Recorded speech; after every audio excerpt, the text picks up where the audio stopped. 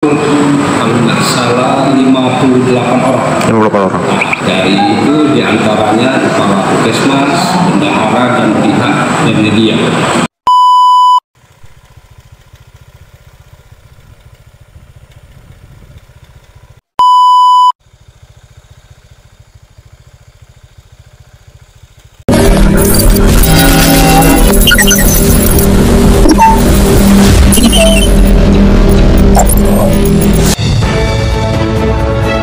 Dari Studio 1 Metro Akademi TV Jakarta, inilah Breaking News.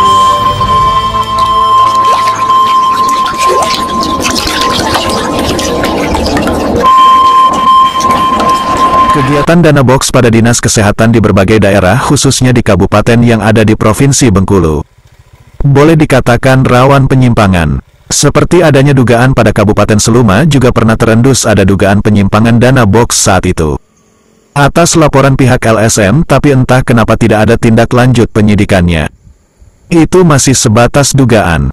Sementara sekarang penyidik dari Kejaksaan Negeri Kaur menggeledah kantor Dinas Kesehatan Kabupaten Kaur. Penggeledahan ini diduga berhubungan dengan kasus bantuan operasional kesehatan, BOK tahun anggaran 2022 yang lalu. Disampaikan Kasipitsus Kejari Kaur, Heri Antoni, SH, MH, penyidikan kemarin mengamankan dokumen yang berhubungan dengan dugaan korupsi dana BOK tahun 2022 yang lalu. Kasipitsus menambahkan, saat ini diminta sudah memeriksa 58 orang saksi, yang terdiri dari pihak dinas, puskesmas, dan pihak ketiga. Untuk diketahui, total anggaran yang dilakukan penyidikan berpotensi merugikan negara sebanyak 15 miliar rupiah. Sementara untuk subkegiatan yang didalami penyidikannya terkait dengan kegiatan manajemen puskesmas, kegiatan germas dan biaya makan minum. Diberitahukan, pada setiap peringatan Hari Bakti Adiaksa, biasanya di setiap jajaran kejaksaan akan mengungkap prestasi dalam penegakan hukum, seperti kasus penetapan korupsi dan penyelamatan keuangan yang menyebabkan negara mengalami kekalahan akibat tindak pidana korupsi. Pada konferensi pers yang digelar beberapa waktu lalu, pihak Kejari Kabupaten Kaur, tampak beberapa saksi pada kasus ini terus dilakukan pengambilan keterangan. Dugaan tindak pidana korupsi menyangkut dengan dana BOK kesehatan di 16 puskesmas dari Dinkes Kaur.